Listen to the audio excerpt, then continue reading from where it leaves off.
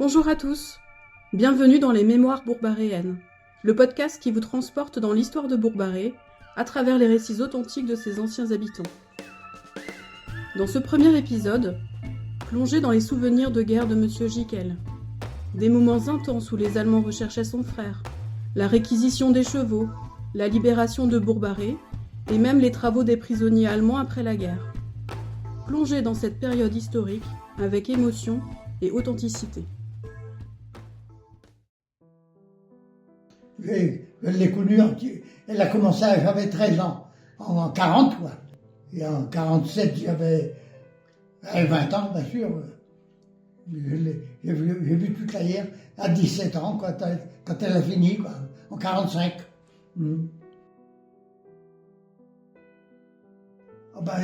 Et 3 fois par semaine, les Allemands, ils venaient à la ferme, en sidecar, d'avoir dans la caisse. Ils bondissaient dans la maison, mais ils n'étaient jamais là, heureusement. Mais ils venaient toujours au moment qu'on mangeait le midi. Il y avait mes parents, moi et ma soeur, et mes 2 jeunes frères. Vous voyez, ils comptaient les assiettes. Parce qu'il aurait été là, il aurait laissé sa soupe et se sauvé par derrière, mais s'il aurait eu le temps. Mais il n'était pas là. Alors, on disait, il est parti en Allemagne, en X, français, terroriste. Ben oui, on était contre eux, quoi. Mais ils ne l'ont jamais trouvé, il était camouflé à Verne-sur-Sèche, dans des fonds de terre, chez un fermier. Il n'avait pas d'enfant, il l'avait pris, alors il n'était pas payé. Il travaillait pour... il te nourrit simplement. Il cachait, quoi. Il se cachait, il ne sortait pas de la cour. Hein. Et tous les dimanches, bien sûr, on allait en vélo, on portait de l'âge pour et il ne l'avait pas non plus. On le ramenait sale, quoi. Ouais. Les Allemands, ils prenaient toutes les juments et les chevaux ongles. Ah ouais. Il y avait un vétérinaire allemand, mon père en avait mené un, il nous en laissait un quand même. Ah ouais. Mais il était entier. Quand l'Allemand vu, oh, il n'en veut pas de ces chevaux-là. Parce que les chevaux entiers, ils sont bêtes avec les autres. Les chevaux entiers, c'est quoi les chevaux entiers? Ils ne sont pas castrés, quoi. Ah, d'accord. Alors on l'avait ramené à la ferme. On l'a eu pendant 14-15 ans, à la ferme. Oh, ils avaient pris une jument, nous. Les juments et les chevaux, il les payait, mais il les prenait. Le cheval, il l'emmène à la Il guerre. avait 4 chevaux, lui. Hop là, Il n'avait plus André, quoi. Il était honte. Il n'avait les chevaux. Que veux-tu faire avec 70 hectares? Une jument fauvette, qui s'appelait. Il avait acheté 4 bœufs. Je me rappelle des bœufs nantais, là. Alors, Auguste Richaud m'avait 2 bœufs, et Paul, son frère, les 2 autres. Parce que des gros bœufs, ça remplace 3 fois la bourre.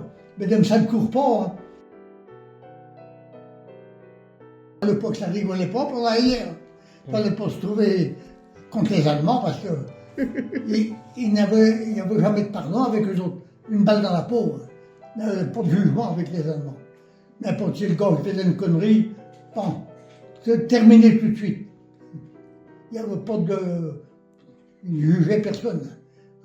Ah. Et tu avais vu la rencontre entre les Américains et les Allemands sur la route de Chanteloup, là? Bah oui, c'était au mois d'août, ça. Quand ils arrivaient sur la route du Tilleul, parce que les Américains, ils avançaient sur Rennes, mais par le côté nord.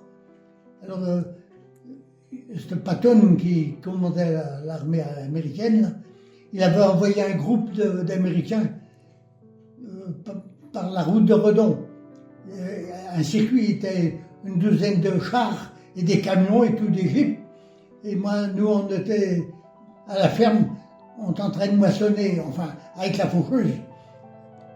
Je me trouve à regarder vers le Tilleul, du qu'est-ce qu'ils foutent par là les Allemands, dans les chemins, avec les chars. On pensait aux Allemands, nous, parce que les Américains, on savait qu'ils étaient le côté de Rennes. Mais non, c'était un groupe d'Américains. Il avait pris la route au bout de l'étang, là, ils sont arrêtés sur la route de Chanteloup, là, juste à la limite.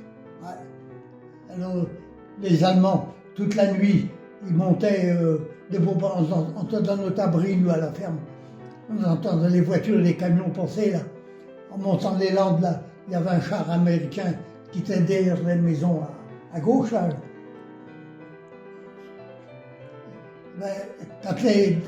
Avant, il y a la route de la Toujou, il y a le virage, mais une fois qu'il te visible, un coup de canon dans le camion, les Allemands ils descendaient dedans, à travers les champs, ils sautaient la nuit.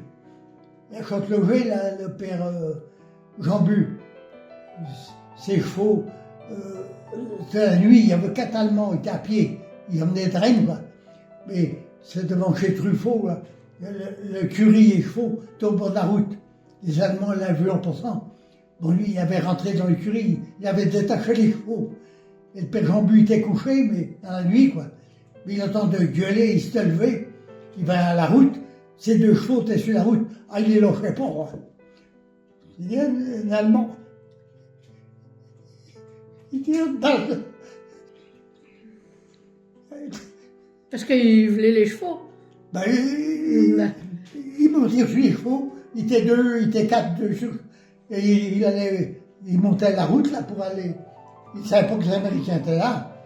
Alors, le père Jean-Bu avait reçu une balle dans le ventre, il est mort dans la nuit. Ben, il s'est levé parce qu'il entendait gueuler là. Dans la nuit. Il tenait ses chevaux, il voulait pas les lever. Les Allemands parlaient. Ah ben, et il y a une petite statue sur le bord de la route. L'endroit où il était abattu, là. On a fait la fête pendant 8 jours, bon, quand les Allemands furent partis. Tout Bourg-Barré, on défilait jusqu'à Chanteloup. Il y avait une petite charrette à bras. Il y avait un gars de Bourg-Barré qui jouait de l'accordéon. J'avais mon accordéon, je l'avais prêté, quoi. Il jouait. Et il y avait un menuisier, le père Fauché. Il avait fait Hitler en planche, quoi, d'1 mètre ou 1,50 m de haut. Il était pendu derrière la charrette. Et on avait un ancien un réfugié de Bourg-Barré, de Rennes, qui était à Bourg-Barré, quoi. André Michel, il s'appelait. Alors il faisait Eva Braun, la femme à Hitler. Il suivait sur la route, il pleurait, il tombait, un coup de gnôle, ça repartait. On fait jusqu'au bout de Chanteloup. Et ça a duré pendant une semaine. Le matin, on faisait le boulot à la ferme, mais toute la journée, on était par là, à traîner. Et au bout de 8 jours, devant l'église, là, il avait mis une bâche de fagots, juste devant l'église, sur la rue.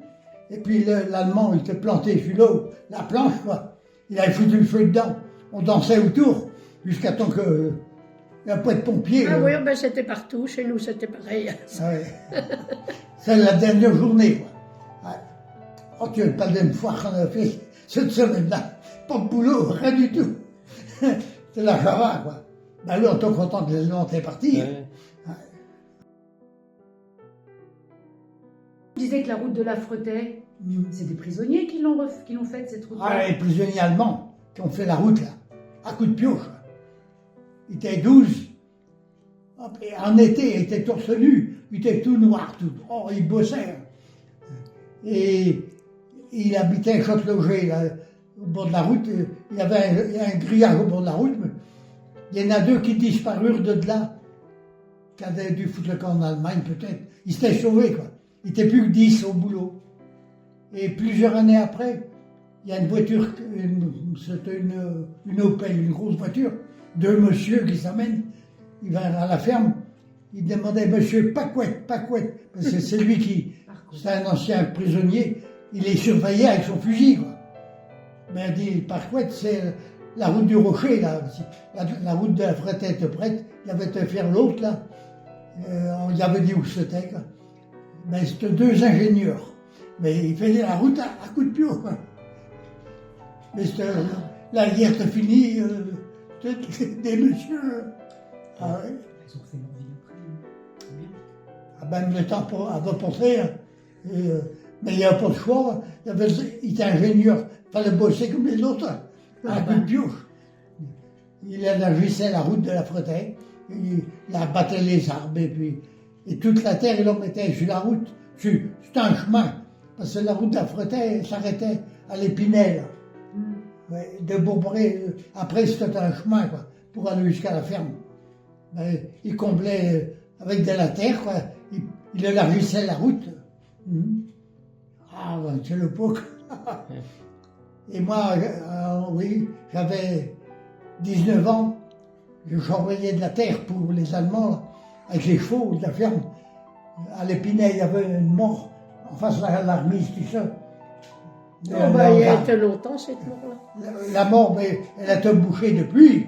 Ça ne se voit plus. Alors, je peinais la terre. Les Allemands, ils me chargeaient. Et puis je peinais ça dans le machin, là, ouais, dans le trou. Oh, ben, il était bien sympathique. Hein. Je me rappelle, il y en a qui venaient chez nous. Je me rappelle, ben, il fallait bien qu'ils se nourrissent. Hein. Je me rappelle que ma mère mettait, oh, pas un panier d'œufs, mais je sais pas, il y avait quelques douzaines dans une casserole. Puis quand ils étaient cuits, ben, elle les vidait dans leur musette. Mais il était gentil, hein, tout le temps, ben, il me prenait sur les Il fallait qu'il vivait. Hein. Ben, fallait bien qu'ils mangent. Ben, oui. Puis après tout, c'était pour leur... Mais dans les Allemands, le plus jeune avait 18 ans. Il était sur la route du Rocher, là. Et en haut de la route, il faisait des fossés pour... mais pas plus foncés, c'est que de la pierre. Oh, il avait mal lu, saignait des mains. Le chef il était de Séfour, Guillemot, là. Il l'avait engueulé et dit, tu continues pareil. Oh bon Dieu, le jeune, il se lance dans le chef. Et il y a une correction. Ah, il n'a pas peur de lui. Hein. Il dit, moi, je ne peux plus travailler, hein, les mains saignantes partout. Ah, il a volé dedans. Ah ben, il abusait un peu, le chef. Hein. Ouais. Ben oui, il était chef. Hein. Ah oui. Il fallait travailler pareil, mais il ne pouvait plus, avec les mains étaient toutes saignantes. Hein. Parce que, à piocher de la pierre, c'est raide, hein, les manches d'outils. Et ça ne rentre pas. Hein.